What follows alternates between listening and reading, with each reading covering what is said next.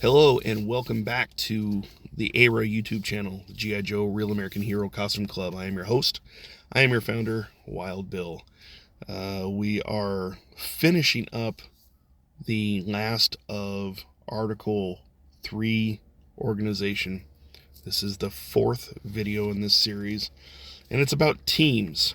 So, what is a team? Well, a team is your local area subunit of the club. In other clubs, they refer to them as garrisons or bases or spires, or, I'm going on, the other Star Wars clubs. 501st is garrison, Rebel Legion is base, Jedi Assembly is temple, Dark Empire spire, I believe. You get the point. It's the local area sub unit of the club. So with that said, let me read the descriptor here in the charter, and it says that there are two designations within the G.I. Joe Real American Hero Costume Club. There's Team Joe, and then there's the local subunits. When a recruit becomes an official member of the club, they are assigned to Team Joe. When a local area has enough members to create a team, that local subunit can apply for team status. Once approved, that subunit will become an authorized team of the club. Okay, so let me explain that a little bit further. When the local area has enough team members to create a team. Okay, I took the cartoons as inspiration for the minimum unit, right? So I'm not sure what other G.I. Joe clubs have for minimum requirement for their garrisons. I know that in the 501st, you had to have 25 members to make a garrison, 10 members to make a squad. So while we are more squad size, the local area teams, they don't, they're, here in the United States, it's based by the state, right? Each state is its own team area. The minimum requirement is 3. And the reason why I chose 3 was because when you look at the G.I. Joe cartoons from the 80s, the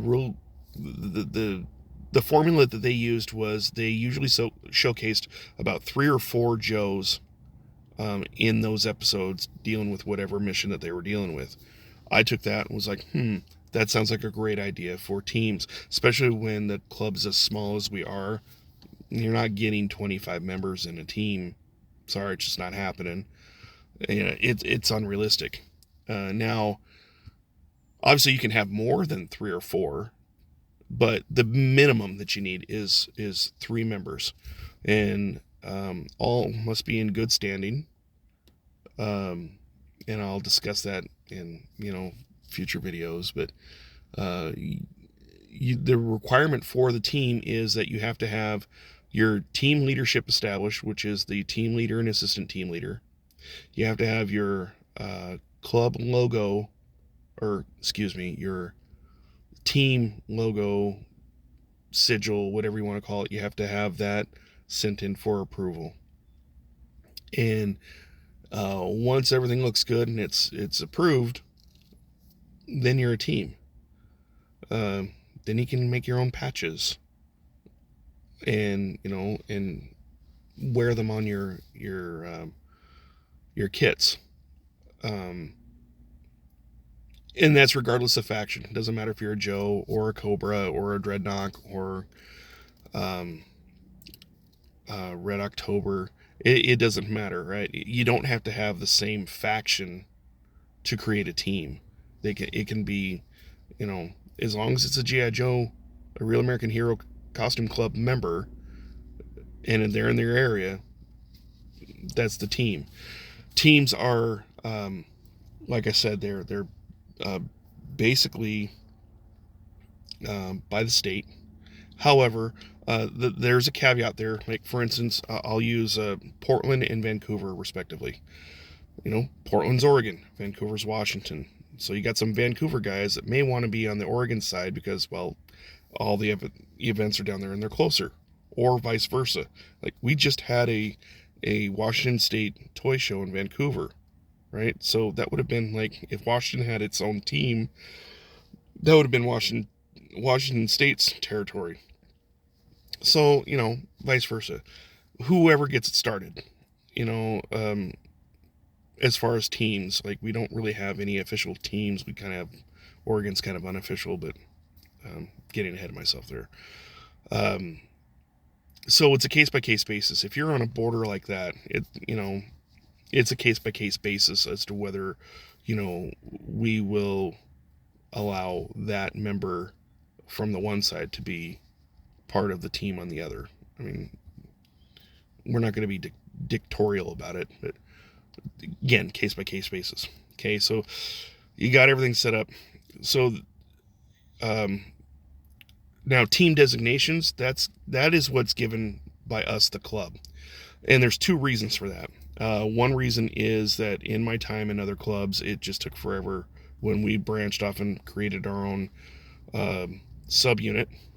It took forever for us to figure out what we wanted to call ourselves. I want to do away with that. Since this is military themed, G.I. Joe is military themed, the club is going to give you your designation. And the club designation for your team is going to be based on your state, your home state's abbreviation and order entry into the Union. So for instance, Oregon, would be OR 33, or it would be known as Oscar Romeo 33, because OR is the abbreviation for Oregon. 33 was it was the 33rd state to be admitted into the Union. Simple as that. We'll have something else for international, but we'll cross that bridge when we get there. We haven't had any need for that. So you want to start a team. You've got all your ducks in a row, as it were. You have your admin ready to go. You have your logo ready to go. Who do you submit it to? Good question. You send it to the sector command first sergeant, who then calls for a tactical briefing, and then we discuss the merits of creating this team. Which, if everything's all lined up, then it's going to be a no-brainer, right? Then the team is created. We make an announcement. You guys are free to produce your own swag and so on. And that's it. Then you become an official, authorized team within the club. So that concludes Article 3, Organization.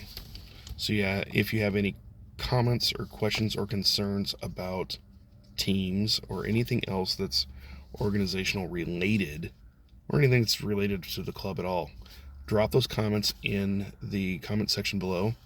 I'll be glad to address them. You can reach me on Facebook, you can reach me via email, you can reach me here on YouTube, doesn't matter. So any questions that you have, do send them my way. And dog send them my way and I'll answer them. So this concludes organization. The next series will be Article 4, Offices, where I'm going to go into greater detail about the roles and responsibilities of all the admin offices or admin officer positions. And yeah, so that is it in a nutshell. So thank you for your time. Try to keep this short. It went a little long, but I couldn't really shorten it down much more than that. At any rate, that's it. Yo Joe, Cobra, known as Half the Battle, and we will talk to you soon. Have a great day. Take care. Bye.